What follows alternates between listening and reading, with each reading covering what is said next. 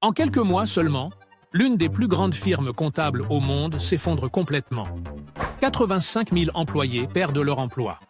Un empire de 89 ans réduit en cendres. Nous sommes en 2002 aux États-Unis. Arthur Andersen, membre prestigieux des Big Five de l'audit, fait face à sa destruction totale. Fondée en 1913 à Chicago, la firme bâtit sa réputation sur l'intégrité absolue.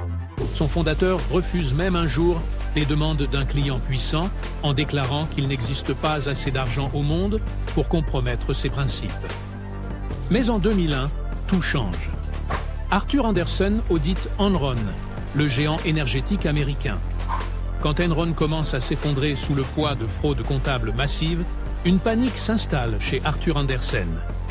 Les auditeurs réalisent leur complicité potentielle. Ils ont validé des comptes truqués pendant des années. Le 12 octobre 2001, la Commission des valeurs mobilières lance une enquête officielle sur Enron. Chez Arthur Andersen, c'est l'affolement. David Duncan, l'associé responsable du dossier Enron, ordonne la destruction de documents. Pendant plusieurs semaines, les broyeuses tournent sans arrêt. Des tonnes de documents disparaissent.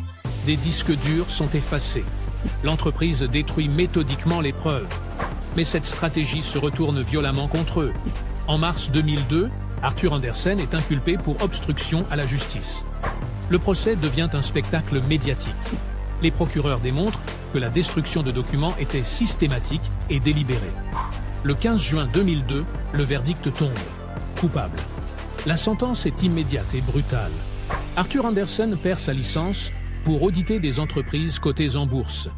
Sans cette autorisation, l'entreprise ne peut plus exister. Les clients fuient en masse.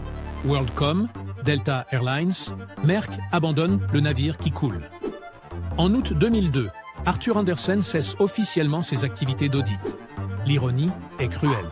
Une firme d'audit, censée garantir la transparence financière, détruite par son propre manque de transparence.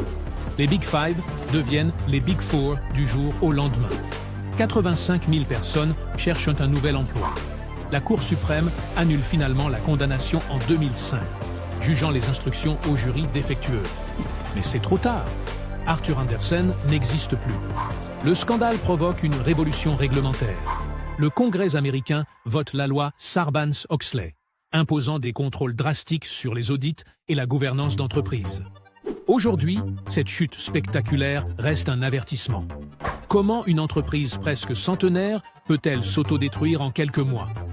La confiance met des décennies à se construire. Elle disparaît en quelques jours de broyage de documents.